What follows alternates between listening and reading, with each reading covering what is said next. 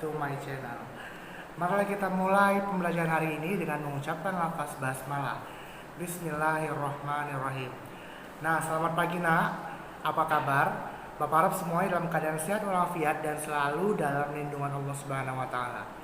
Nah, di masa pandemi seperti ini, Pak Imam selalu menghimbau kepada anak-anak Bapak untuk tetap menjaga protokol kesehatan dengan cara rajin mencuci tangan dan gunakan masker jika ingin keluar rumah.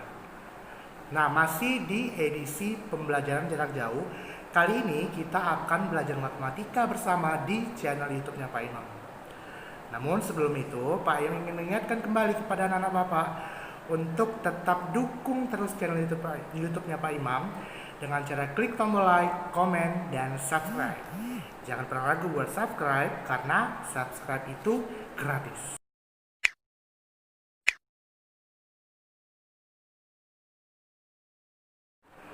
Nah, terima kasih ya untuk anak-anak Bapak yang sudah subscribe. Nah, jangan ragu nih untuk anak-anak yang belum subscribe. Sekarang waktunya kamu bisa subscribe channel YouTube-nya Pak Imam. Karena sekarang Pak Imam kasih kamu waktu 5 detik buat subscribe. 5, 4, 3, 2, 1, subscribe. Nah, selain di subscribe, kamu juga bisa share video Pak Imam ini ke teman-teman kamu yang lain supaya kita bisa sama-sama belajar di channel YouTube-nya Pak Imam. Baiklah, nah, sepertinya sudah tidak sabar lagi. Namun, jangan lupa sebelum kita belajar, semua perlengkapan belajarnya harus sudah lengkap di hadapanmu. Oke, nah, sudah tidak sabar. Baiklah, langsung saja kita saksikan videonya berikut ini. Check this out.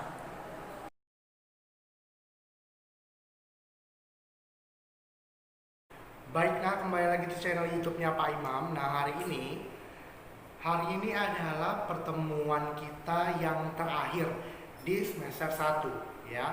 Karena minggu depan kita sudah melaksanakan ujian semester ganjil tahun ajaran 2020-2021.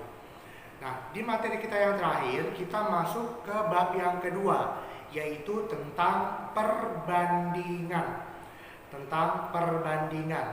Anak-anak Bapak bisa buka bukunya di halaman 52. Nih, halaman 52 tentang perbandingan. Sudah dibuka bukunya. Oke, sekarang dengarkan penjelasan dari Pak Imam. Perbandingan berarti kegiatan membandingkan dua buah benda atau yang lainnya dengan satuan yang sama atau sejenis. Untuk definisi lengkapnya, Pak Imam sudah tuliskan di papan tulis bahwa perbandingan itu adalah ukuran yang digunakan untuk membandingkan suatu nilai dengan satuan sejenis. Artinya, ketika kita membandingkan dua benda atau apapun itu, kita harus memastikan satuannya sama. Ya, misal kita mau membandingkan hewan, kita mau membandingkan jumlah hewan, maka satuan jumlah itu adalah ekor kalau hewan, ya. Kalau kita mau membandingkan dua buah-buahan, berarti satuannya bisa kilogram, atau kalau dia dalam jumlah yang sedikit bisa gunakan satuan buah, 3 buah, 4 buah, 5 buah, dan lain sebagainya. Oke, bentuk umum perbandingan adalah ini dia. A, terus ada simbol titik 2 atau simbol pembagian. Nah, di perbandingan dibaca banding atau berbanding. Jadi, ini membacanya A banding B atau A berbanding B. Ya, bukan A bagi B ya, nak. Bukan A bagi B atau bukan A titik 2B, melainkan A banding B atau A berbanding B. Ya, dengan A dan B itu objek yang ingin dibandingkan. Contohnya, misal di sebuah taman terdapat 4 ekor kupu-kupu dan 6 ekor burung yang hinggap di atas pohon. Ya, kita tuliskan terlebih dahulu. Di sebuah taman terdapat 4 ekor kupu-kupu. Berarti di sini kupu-kupunya ada 4, ya. Sementara burungnya ada 6 ekor.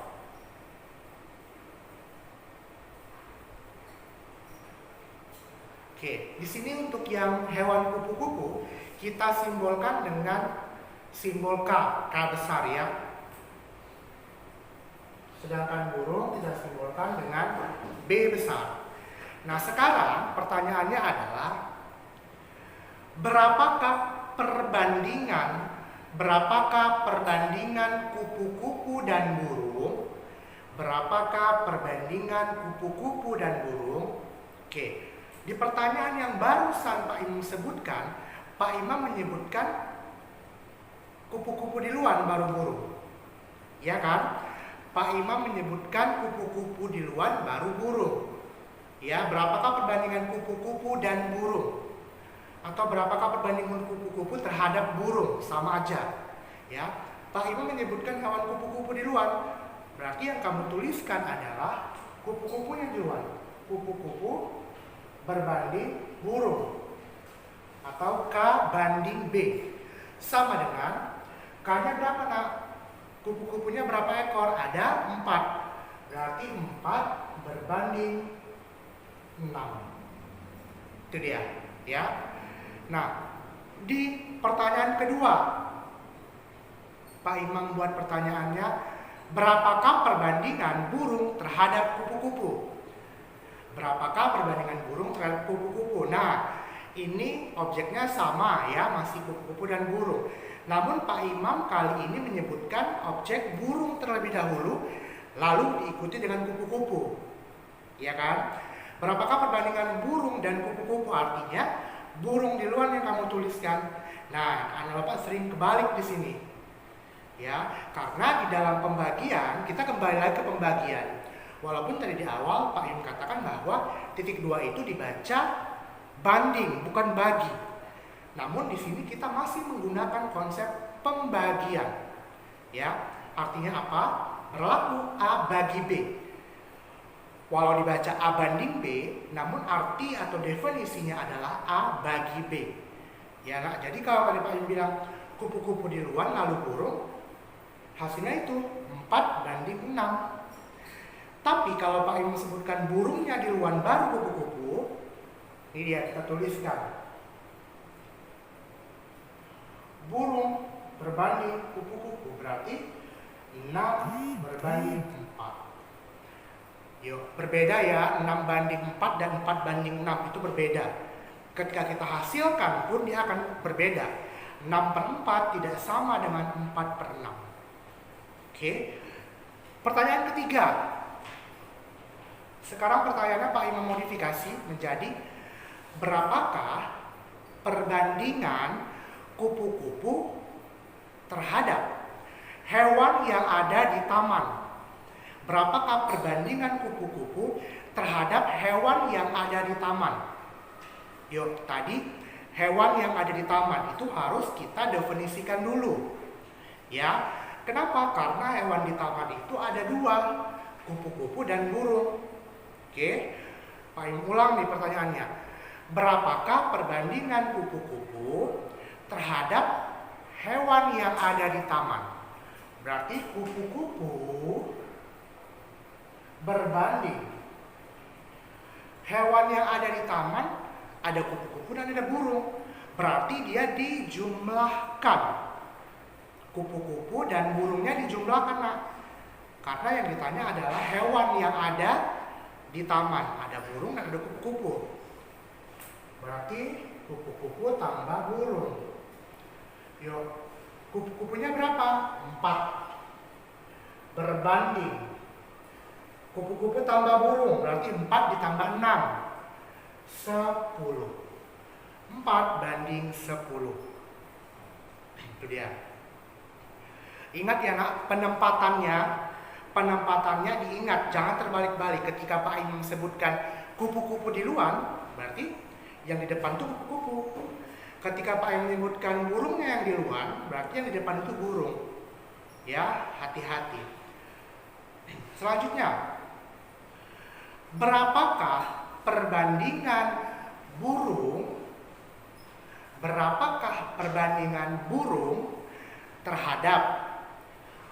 terhadap selisih burung dan kupu-kupu? Nah, berapakah perbandingan burung dan selisih antara burung dan kupu-kupu? Yuk. Yang keempat, berapakah perbandingan burung, berarti B banding,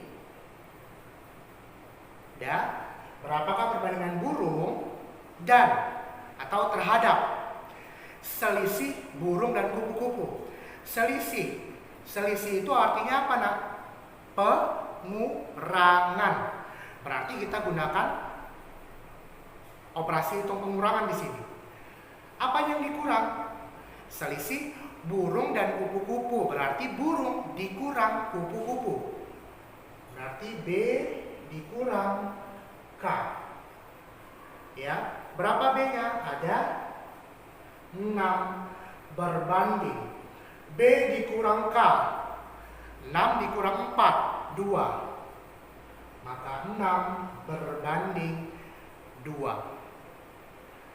Oke, itu masih contoh yang pertama. Oke, setelah ini Pak Imam akan menyajikan contoh yang kedua. Oke, nah masih di channel YouTube-nya Pak Imam. Kita masuk ke contoh soal yang kedua, masih berkaitan dengan perbandingan. Nah, di perbandingan ini masih pengenalan ya. Jadi kita masih mengenal konsep perbandingan. Oke, ingat tadi definisinya ya. Satuannya harus sejenis, harus sama. Oke, kalau tadi di soal yang pertama kita membahas satuannya adalah ekor, ya, 4 ekor kupu-kupu dan 6 ekor burung. Kali ini satuannya itu adalah orang, ya. Di suatu kelas terdapat 10 orang laki-laki dan 20 orang perempuan. Di suatu kelas terdapat 10 orang laki-laki dan 20 orang perempuan. Nah, pertanyaannya adalah yang pertama, berapakah perbandingan perempuan dan laki-laki? Berapakah perbandingan perempuan dan laki-laki? Perbandingan perempuan dan laki-laki adalah, ingat ya Pak Imam di luar menyebutkan perempuan. Artinya P di luar baru L. Ya. Berapakah perbandingan siswa perempuan dan laki-laki? Berarti P banding L sama dengan P-nya berapa? Ini dia, 20 banding 10. Ya, atau kalau kita sederhanakan bisa, boleh coret nolnya. Jadi 2 banding 1. Oke. Yang kedua, berapakah perbandingan laki-laki dan perempuan? Soal nomor 2, berapakah perbandingan laki-laki dan perempuan? Yo, Pak Imam menyebutkan laki-laki terlebih dahulu. Berarti di dalam penyelesaiannya L-nya di luar, L berbanding P. L laki-laki, berapa jumlah laki-laki? 10 orang. Berarti 10 banding perempuan 20 orang. 20. Ya. Kalau mau disederhanakan boleh coret nolnya. 1 banding 2. Dari soal A dan B terlihat jelas bahwa 2 banding 1 gak sama dengan 1 banding 2. Ya, bisa ya nak? Kalau kita kembalikan ke konsep pembagiannya, kalau yang A itu tadi hasilnya 2 banding 1, 2/1 sama dengan 2. Tapi kalau yang B 1/2. 1/2 itu setengah. Ya, tadi yang A itu 2, yang B itu setengah, tidak sama dia. Ya nak? Jadi ketika mengerjakan soal, tolong dibaca kalimatnya dengan teliti. Ya, apalagi kalau nanti soalnya pilihan berganda. Nah, siap-siap karena Pak Imam akan memberikan pilihan-pilihan jebakan. Bagi anak bapak yang tidak membaca soal dengan teliti, maka dia akan terjebak dengan pilihan jawaban yang Pak Imam berikan. Oke, kita masuk ke soal yang ketiga. Masih dengan menggunakan nih ya, laki-laki dan perempuan. Soal ketiga. Jadi jangan kaget nak. Dari sini kita bisa membentuk banyak sekali pertanyaan. Ya, 1, 2. Sekarang yang ketiga. Tentukan atau berapakah perbandingan laki-laki dan seluruh siswa yang ada di kelas. Nah, itu dia. Berapakah perbandingan laki-laki dan seluruh siswa yang ada di kelas? Yuk. Berapakah perbandingan laki-laki, berarti L, terhadap seluruh siswa yang ada di kelas, berarti ada laki-laki dan ada perempuan. Kamu tambahkan. Yuk, berapa L ya? Nih, 10 berbanding L tambah P, 10 tambah 20 sama dengan 30. Berarti 10 banding 30 atau 1, bisa dicoret nih nolnya, 1 berbanding 3. Ya, yuk. Soal yang keempat. Masih menggunakan nih ya, laki-laki dan perempuan. Soal keempat adalah berapakah perbandingan perempuan terhadap siswa perempuan terhadap seluruh siswa di dalam kelas. Itu dia. Soal nomor 4, berapakah perbandingan siswa perempuan terhadap seluruh siswa yang ada di kelas? Yuk, berarti siswa perempuan P berbanding seluruh siswa yang di kelas, berarti tidak hanya perempuan, tidak hanya laki-laki, namun perempuan dan laki-laki. Berarti L tambah P lagi. Sama dengan perempuannya 20 banding L tambah P, 10 tambah 20, 30. Nah, berarti coret nolnya, 2 berbanding 3. Ya. Oke. Soal yang kelima. Berapakah perbandingan jumlah siswa yang ada di kelas terhadap selisih siswa perempuan dan laki-laki? Itu dia, soal kelima. Berapakah perbandingan seluruh siswa terhadap selisih siswa perempuan dan laki-laki? Yuk. Jumlah seluruh siswa di kelas berarti laki-laki ditambah perempuan. Laki-laki tambah perempuan banding selisih siswa perempuan dan laki-laki. Kalau kita berbicara tentang selisih, berarti kita menggunakan operasi hitung pengurangan. Berarti siswa perempuan dulu ya, tadi Pak yang katakan selisih siswa perempuan dan laki-laki. Berarti perempuan kurang laki-laki. Laki-laki tambah perempuan, 10 tambah 20, 30. Banding P kurang L, 20 kurang 10, 10. Berarti 30 banding 10. Atau 3 berbanding 1. Dicoret nolnya. Oke, nah itulah tadi materi kita pada pagi hari ini tentang mengenal bentuk perbandingan. Ya, untuk lebih jelasnya lagi, nanti kamu akan memberikan soal, bisa dijawab di rumah. Soalnya sesuai dengan apa yang Pak Im ajarkan. Oke nak, sebelum kita akhiri pembelajaran kita pada pagi hari ini, Pak Im akan memberikan kesimpulan dari apa yang sudah Pak Im ajarkan.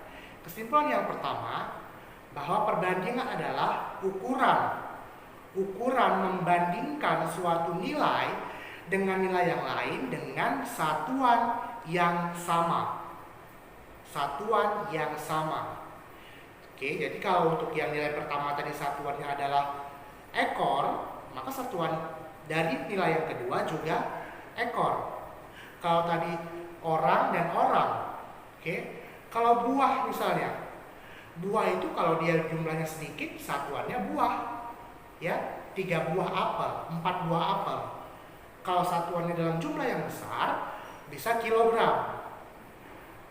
Namun kita tidak bisa membandingkan 4 kilogram apel dengan 2 buah jeruk.